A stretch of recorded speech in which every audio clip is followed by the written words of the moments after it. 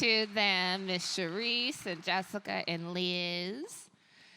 This is the Creator at the Center discussion. It is a discussion on the impact of the S.E.E.D program and its creator-centric approach. And so today we have one sidebar. I love when a Black woman got a long title, y'all. Okay, absolutely. She said, I am everything. I'm that girl, sis. Okay, she said, I am the S.E.E.D co-founder and leadership development lead, as well as the current lead of Adidas North American Purpose Team, Miss Jessica Smith. All day I've been reading the long titles. I love it. We have S.E.E.D's other co-founder, Miss Liz Connelly, who is also the Senior Manager of Design, Education, and Growth at Adidas. And right here, Miss Cheresse Thornhill-Goldston, who is the Director of Design, Education, and Growth, as well as the Director of S.E.E.D at Adidas. So welcome, ladies. How many of y'all were at the conversation they had yesterday at the pop-up?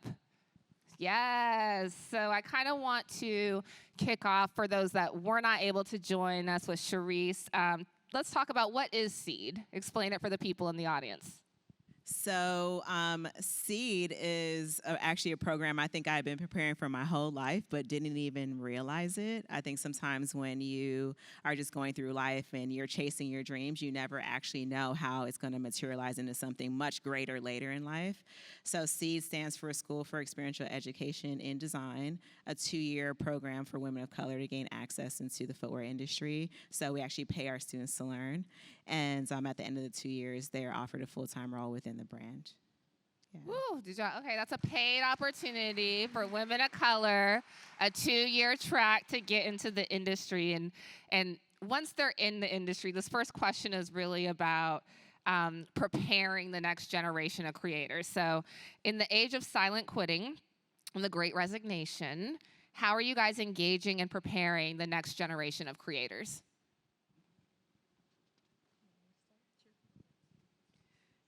It's an interesting time, right, where people are choosing how they want to show up and how they want to spend their time. And so, we're operating S.E.E.D in a corporate environment, and we're preparing women of color to come into that corporate environment.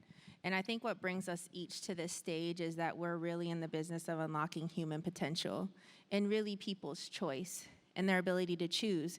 And we know our history as a people, a lot of our choices are taken away from us. And we are here to change that. And so I have spent the entire of my career with a sharp point on leadership at different spaces. So worked in higher education as an educator and administrator, and I've worked at the intersection of higher education and industry the majority of my career as well, studying what allows people to unlock their potential, what allows people to be successful. And you'll hear me say it over and over again, this concept of leadership.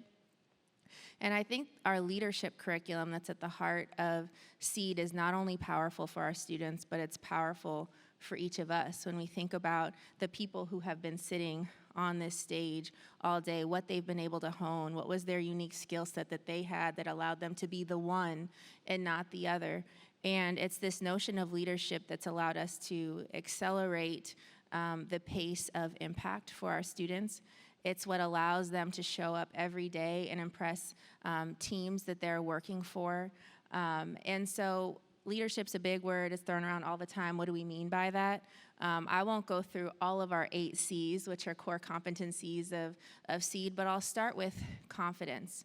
Where are we taught confidence? Some of us on the basketball court, some of us with our parents, right? Confidence is at the heart of our curriculum. And if you were with us yesterday, you heard our students say, I needed to know that it was possible for me. There's this notion of self-efficacy, which is just believing in our ability to do something. Believing in our skateboarding self-efficacy, our design self-efficacy, our public speaking self-efficacy. And just by changing someone's thought process about their ability to do something is a huge unlock, and that we see that every day. Collaboration, right? Cheresse went to one of the top design schools. How much time did you spend working in teams versus silently sketching in your dorm room? We know in the creative space, we have a lot of introverts. We've heard that on the stage here today, right? From the beginning of your time in S.E.E.D, it's not I, it's we. And that's something that sets our students apart as well. Creativity, another piece, right? Now y'all probably know how to practice that. You probably have your toolkit. You know how to continue to refresh and gain new insights and stay relevant. But that's a piece around curiosity and creativity that's important for us as well. Courage. How do we take risks? How do we continue to stand up, take our seat at the table, even when it's only us? So these are the pieces when you talk about creating the next generation of leaders. It's refining and honing and teaching these things that are oftentimes silent and hidden from us. They're the things that are exchanged in cultural capital, social capital, right? And so we're really excited, not only for ourselves, for our students, but we've also started to bring some of our leadership curriculum to mid and executive level audience as well, because we don't believe that you should already be a leader to be able to be taught these things or access them or refine them. And I will do a little plug for our workshop tomorrow where we'll be workshopping and introducing some of these pieces. But this has been the heart of what we believe. Amazing, amazing. I want to talk about a little bit about the traditional design path. So, Cheresse, if we could kind of start with your journey, what was that experience like at traditional design school, and in what ways were you prepared for corporate America, and were you not prepared for corporate America? Yeah, I'm always going to be an advocate for education wherever you can find it and get it. And I think growing up in South Florida at the time that I grew up down there was this chase for college, right? You had to go to a four-year institution, and that was pretty much pushed, in my own family, then also in the high school I attended. So the high school I attended was Design Architecture Senior High in South Florida, and we had a lot of us that actually migrated up here to Detroit to attend College for Creative Studies. And, I learned a lot. It was a great education. I thought I was 100% prepared, right? Because I'm still paying for that education. But I learned very quickly that there were gaps. I had a great technical skill set that I acquired here. I met a lot of other amazing designers, and I learned from them from all over the world who I would have not have met otherwise. But I realized very quickly that I didn't necessarily have the soft skills I needed to advocate for my own concepts, to ask questions when I didn't understand things. I had a lot of great mentors like Jeff I see over there in the corner, and E. Scott and J. May and Dwayne and Kim, like I said before. Without those mentors actually really teaching me the game, because there is a game and that you don't learn it in college and you actually can't pay for it. Someone has to actually invest in you so that you're able to learn and be successful. So a lot of ways I was prepared, and a lot of ways I wasn't. And in terms of leadership and what Jessica mentioned, I didn't learn what leadership meant at my level until my 5th year in the industry, because I was a part of our Black Employee and Friends Network, which is a great organization. Wherever company that you're in, I really suggest joining that so that you can build a sense of community. And then you have access to other leaders and you gain those nuggets that's going to help you get from step 1, to the 5th step, because what you get in college is great to get you in the door. It's tough to move up thereafter because you don't have the skill set to be able to build those relationships, really learn, the other things in terms of leadership that you need to get to the next level. And I think those skill sets, that kind of leads to a great point. We talked about the leadership, but Liz, kind of going to you, have you found a gap in the skill sets that the brands were in search of and the skill sets that the kids coming out of college had?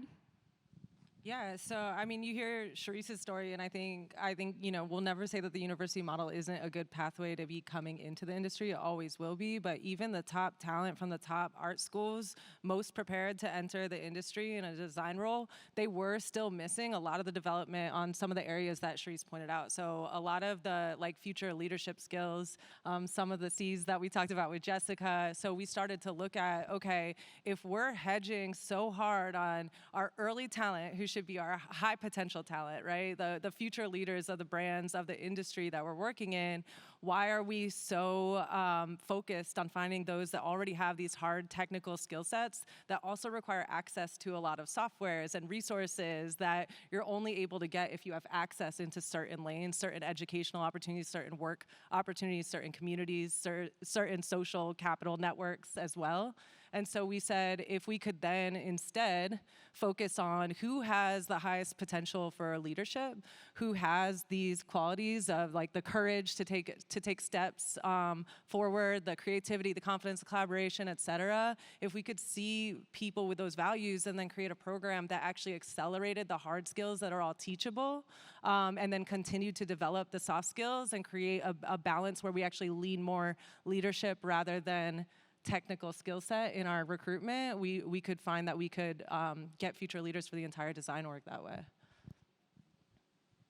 I kind of want to lean in there a little bit more with Jessica, who I know probably is the perfect person to speak to this, but I want to talk about human-centric design, if you can kind of overarch that for the people here and how that informs your creator-centric approach at S.E.E.D. One of the C's that I didn't talk about really connects to the concept of compassion and empathy. And I think a lot of what brings people to design as opposed to art is their desire to create products that are going to impact people in the world, right? And so I think what we've been able to do, Cheresse and I teaming up together, is to think about how do these two worlds really feed off each other to create a better person, but also a better product that's going to make an impact and create a new solution for people. And so that's been a beautiful marriage. But Cheresse, you might want to speak to it a little bit more. Yeah, so for the designers in the room, I'm going to really advocate for talking to real people when you start your projects off. I'll just say that early on in my career, it wasn't pushed that you actually go and you chat with real people to get those real insights. I think that was a part of the process that was vastly overlooked. We would just create a persona. Right? There's Sally, who's from Michigan, and she's between the ages of 18 and 26, or, you know what I mean? It's not real, and I think when you look at the product, you can tell that it didn't come from a real insight because it means nothing to no one. Doesn't solve a problem. It doesn't solve a problem, and I think when you really hone in on who's the key person that you're solving this problem for, and have you understood them? Have you gone out and gone to the court and watched them practice? Have you even spoken to them? Have you asked them what products they're using currently and why? How much did they pay for it? What's their purchasing power? Like when you get to find out those actual key insights, and it requires compassion, it requires being compassionate, it requires understanding someone's circumstances, you can actually create a better product for them, and you can create something that really maybe didn't even have a brief. Right? But sometimes we don't have the courage, which is also why it's one of our C's, to ask questions and challenge the brief we may receive from our marketing counterparts, because we believe that's the gospel and we just have to work to that. We just stay in our lane and we just design in the corner. No, we should be elevating just past our job description and really understanding end to end, why are we creating this and who is it for? Because design can really impact every part of the process, not just our small little part of it. So I love that. Let's see. Y'all have 7 minutes left. I only have one left for you before we open it up for Q&A. So if you guys have a question after this last question, the ladies here will be happy to answer it. If you have a question on their approach or the S.E.E.D program or how to find out about some of their workshops coming up. I don't know if you want to plug the creator camps as well, but how can the people in this room leverage their own identity and leadership skills to creatively solve their own problems? You want me to take that one? Sure. So we did a workshop earlier this year, which is really amazing. Shout outs to Jason Maiden, because he really helped to bring this to life. But we had an opportunity to do our first creator camp for executives. So we had executives from tons of different brands. This was at the Fortune Brainstorm session earlier this year. And we started to think about compassion and empathy and how we were able to bring that to our own process to really expand our creativity and what that looks like. And we came up with this concept of the creativity toolbox. And it was a concept of, when you look back across your life, we actually collect things. So each of us had something special. I obviously had a book because I'm a nerd like that. And I had a book that was really special to me. Jessica had a quote from her grandmother. And everyone had something special in this box because we really want to impress upon everyone that was attending to say everything you've experienced in your life, good, bad, or indifferent, is something you can leverage and pull from. And it allows you to connect with others. So we actually had a box set up in the middle of the space. And one by one, we took those things out of the box and we talked about those particular things. And I really think it helped everyone in the room identify with each other's humanity because we all had a story. And it was such a powerful moment. I think that's now going to be something we include in each one of our sessions like that. But sometimes we don't look at each other for our humanity. We only see everyone on their facade and our own biases that we see through. So to be able to see someone else's humanity is really key, and it can really actually unlock your own creativity. Yeah. The one thing I'll add to that, too, is we're here to celebrate today, and that's what we've heard on this stage. But I think the reality of a lot of our journeys, too, are the challenges, the walls, the glass ceilings that are still very real. And I think it's those moments that we sit with ourselves and say, how do I have energy to keep going?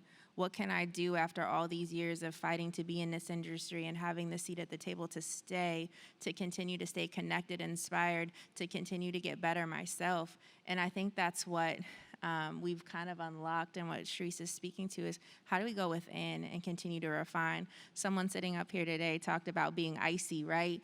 And a lot of times we're running to the HR partner, or we're trying to network, or we're going to our hiring manager to say, knock, knock, knock, what can you do for me? And I think what mastering the creator within and this concept of leadership and creativity is that we have tools that we have not yet unleashed within ourselves, and that's the topics and the workshops that we want to do at all levels to make sure that we continue to show up as our best selves and undeniably be ready for and asked for that next seat and that next opportunity.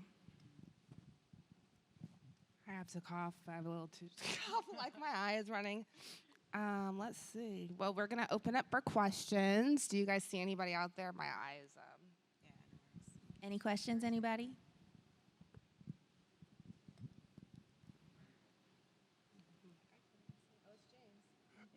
So I just got in, so my apology. I hear a lot of comments about working with, and then I think I understand from working with a lot of our partners that there's a huge void in our industry for female entrepreneurs. And I may have missed you guys talking about it, but do any of you got a thought or point of view on how women can help fill some of the space that right now is primarily being burdened? It's not a burden, but I can't speak for women the way you guys can, right? And I think it would be helpful if we had more female entrepreneurs in the industry. Is that something you guys spoke about or something you got a point of view on? I think I can share at least that in all of our creator camp concept is about doing workshops, educational awareness around creative careers, and we build different communities across the nation. People that maybe sneakers and sneaker design brings them in, but that's not necessarily it. And I'll just say that I meet maybe 70% of the people who do our creator camps are female Black women in entrepreneurship or pursuing it. So they're there. And if I can be a direct liaison, I'll give you my phone number. You can reach out to me anytime, and I'll connect you to the people I'm meeting because they're everywhere. So I'll say that to start. We started with a discipline in design with the hope and know that this model can actually apply. A 2-year alternative pathway can apply to so many different fields, right? And that's why we're so passionate about it, coming and sitting and connecting with each of you, because we want to see it grow and expand to potentially entrepreneurship or development, if you will. And so we're happy to kind of share and open up our resources, and we need folks with seats at the table like yours to reconsider who are we hiring in those opportunities on the agency side, or what else, to kind of tap into new communities or new individuals to build that trust and that relationship and give them those business. All right, you guys have 1 minute left if we don't have any other questions. We have one right here.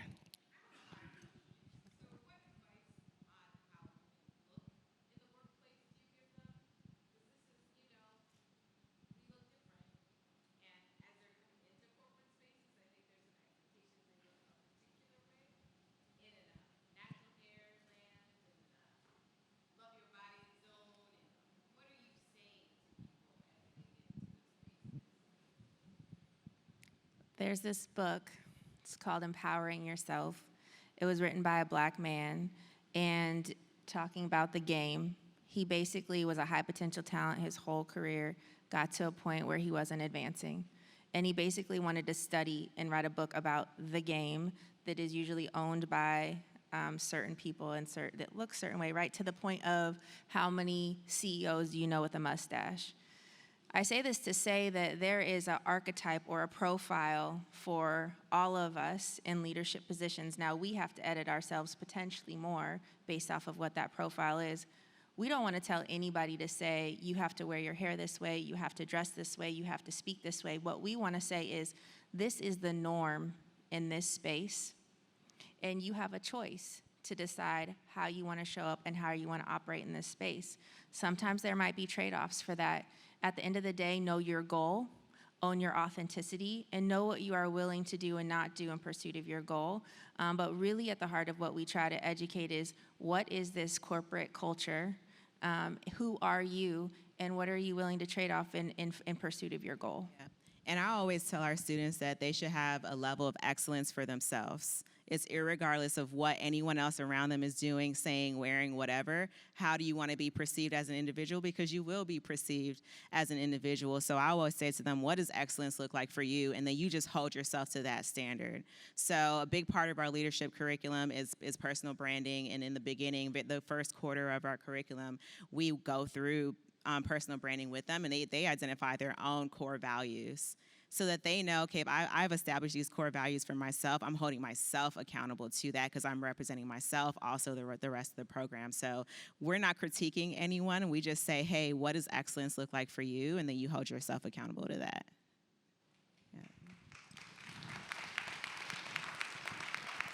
You guys want to plug your workshop tomorrow before we get out of here and give it over to, I don't know who's coming up next behind us, but I know we have 2:30 tomorrow, right, at the pop-up, at the StockX pop-up. S.E.E.D will be having a workshop.